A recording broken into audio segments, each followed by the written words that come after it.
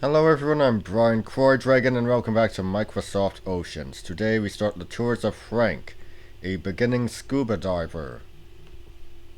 After I retired, I guess I spent too much time around the house. Get a hobby, my wife Elsie said. Get a job, get a pet, anything. Just get off the couch. So I started looking around for something new to do. What did I pick? Scuba diving. You wouldn't believe what's down there. Choose a tour and I'll show you. Okay, here we go, a whole new world. After we got our gear, the instructor says, "Okay, now we're going to learn to breathe underwater." Well, I think, I've got a tank full of air. How hard can it be? Let me tell you, it took a while to take that first breath. It's just not natural to inhale underwater, you know?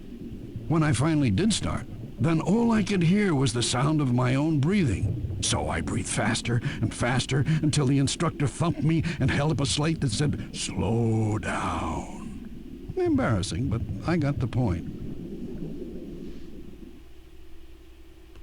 Once I mastered the essentials, I started noticing the wildlife.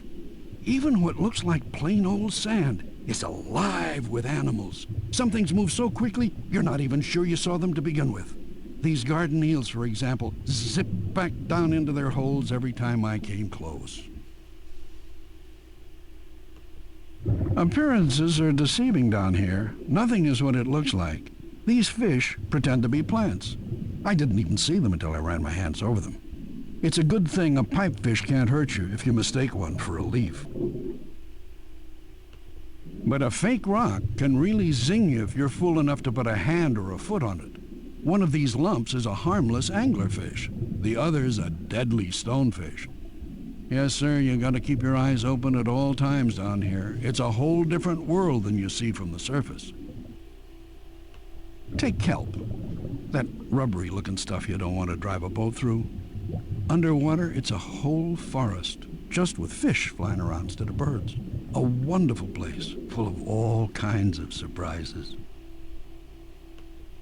On the bottom, I saw this really nice big crab, and I thought, wouldn't I like to have that guy over for dinner? So after a brief chase, I nabbed him. But no sooner did I get my hands on him when something grabbed me with a long, sticky arm. An octopus. That guy clamped onto the crab with one arm and clamped onto my wrist with another. Hey, I can beat this boneless wonder, I thought, so I pulled. Next thing I knew, it had grabbed onto my other arm, had wrapped two arms around my leg, and had another arm tugging at my air hose. I was all out of arms. It still had two to go. To make a long story short, Elsie and I had spaghetti for dinner. The octopus had the crab. That's all for this story, but I've got a million others. Choose one of my other tours if you'd like to hear more. Or explore on your own and come back later. Just remember, breathe slowly and be sure to go up for air before your tank's empty.